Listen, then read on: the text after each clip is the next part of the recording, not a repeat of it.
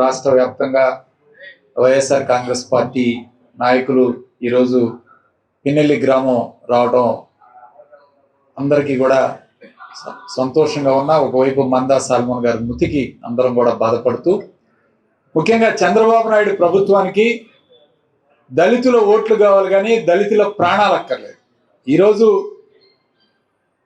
మందా salmon గారి మృతియే కారణం కాదు, రాష్ట్ర వ్యాప్తంగా దళితుల మీద జరుగుతున్న దాడులు ఈరోజు వైఎస్ఆర్ కాంగ్రెస్ పార్టీ తీవ్రంగా ఖండిస్తాం. ముఖ్యంగా కాకినాడలో జరిగిన గ్రామ బహిష్కరణ కానీ, స్వయంగా పవన్ కళ్యాణ్ గారి నియోజకవర్గం పిఠాపురంలో జరిగిన దళితుల బహిష్కరణ కానీ, ఏలూరు నియోజకవర్గంలో జరిగిన దళితుల మీద దాడులు కానీ, రాష్ట్ర వ్యాప్తంగా కూడా దళితుల మీద జరుగుతున్న దాడుల్ని ఈరోజు తీవ్రంగా ఖండిస్తున్నాం.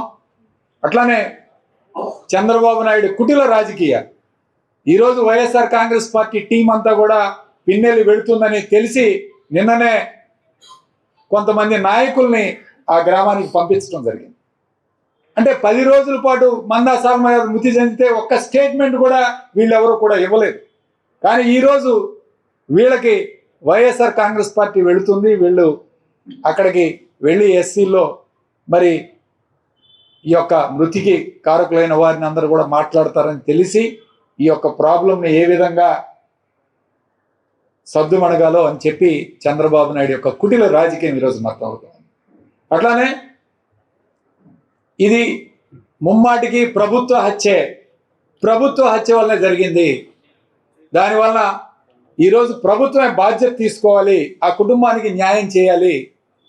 అట్లానే పిన్నెల్లి గ్రామం ఈరోజు అందరినీ ఆశ్చర్యపడుతోంది. దాదాపు 300 కుటుంబాలు గ్రామ బహిష్కరణ జరిగి 2 సంవత్సరాలు అవుతా ఉంది.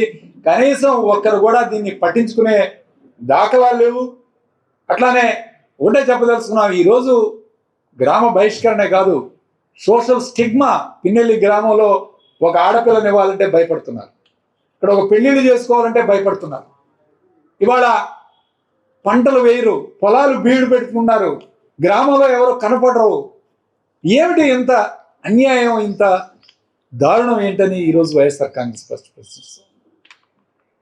ఒక గ్రామానికి చెందిన 300 కుటుంబాలు వదిలి వెళితే కనీసం అక్కడ ఉన్న అధికార పార్టీ శాసనసభ్యుడు మాట్లాడు, ఈ రాష్ట్రలో మంత్రులు మాట్లాడరు, ముఖ్యమంత్రి మాట్లాడి ఎవరు కూడా పట్టించుకున్న దాఖలా లేదు. ఖచ్చితంగా మేము ఒకటే కోరుకుంటున్నాం, ఆ గ్రామంలో శాంతి వాతావరణం తీసుకురావాలి.